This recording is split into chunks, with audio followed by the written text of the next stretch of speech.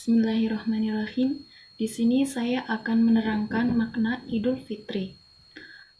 Terdapat beberapa pendapat dalam memaknai Idul Fitri, yang merupakan hari raya umat Islam di seluruh dunia. Jika dilihat dari segi bahasanya, Idul Fitri terdiri dari dua kalimat, yaitu Aid dan Fitri.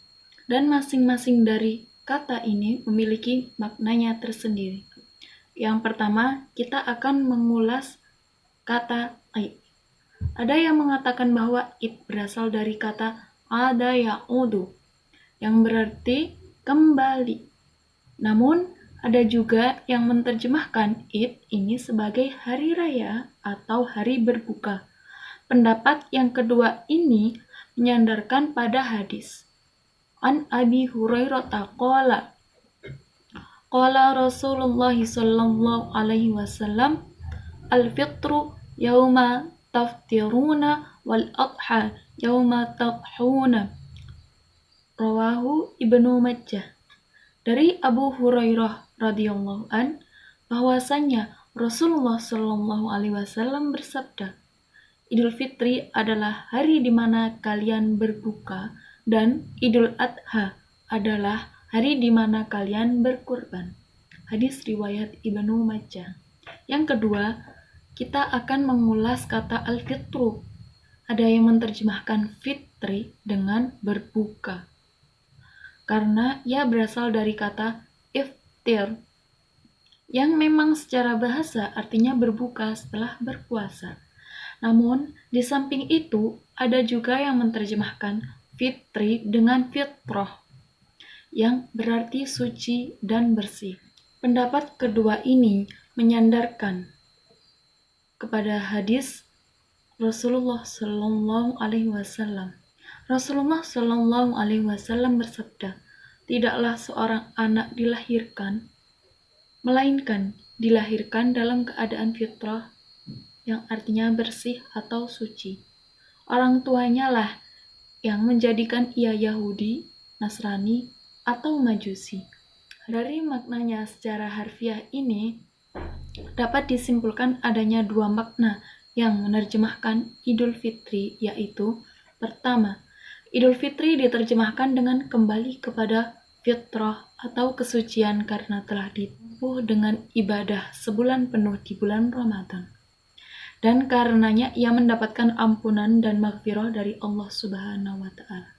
Yang kedua, Idul Fitri diterjemahkan dengan hari raya berbuka, di mana setelah sebulan penuh ia berpuasa, menjalankan ibadah puasa karena Allah Subhanahu wa Ta'ala. Pada hari Idul Fitri, ia berbuka dan tidak berpuasa sebagai ungkapan syukur kepada Allah Subhanahu wa Ta'ala. Berikut ini, kami akan memberikan tata cara menghidupkan Idul Fitri.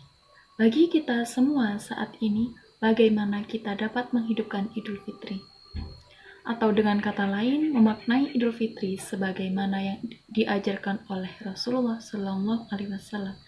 Dari beberapa riwayat, terdapat beberapa hal yang disunahkan untuk dilakukan pada malam Id atau pada hari raya Idul Fitri. Di antaranya adalah yang pertama, disunahkan untuk Qiyamul Lail pada malam hari raya Idul Fitri. Dalam sebuah riwayat digambarkan dari Abu Ummah radhiyallahu an, Rasulullah sallallahu alaihi wasallam bersabda, barang siapa yang melaksanakan Qiyamul Lail pada dua malam Id atau Idul Fitri dan Idul Adha dengan ikhlas karena Allah Subhanahu wa Ta'ala, maka hatinya tidak akan pernah mati. Hadis riwayat Ibnu Majah. Yang kedua, disunahkan pada pagi hari raya Idul Fitri untuk mandi menggunakan minyak wangi dan berpakaian yang rapi.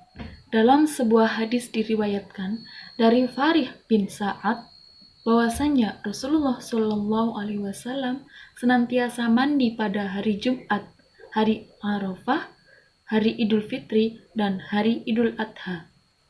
Dan Faqih perawi hadis ini senantiasa memerintahkan keluarganya untuk mandi pada hari-hari tersebut. Hadis riwayat Ahmad. Yang ketiga, mendatangi tempat-tempat dilaksanakan sholat Id. Dalam sebuah hadis diriwayatkan dari Ibnu Abbas radhiyallahu an bahwasanya Rasulullah Shallallahu alaihi wasallam memerintahkan anak-anak wanitanya dan istri-istrinya untuk keluar atau mendatangi tempat sholat Id pada hari raya Idul Fitri dan Idul Adha.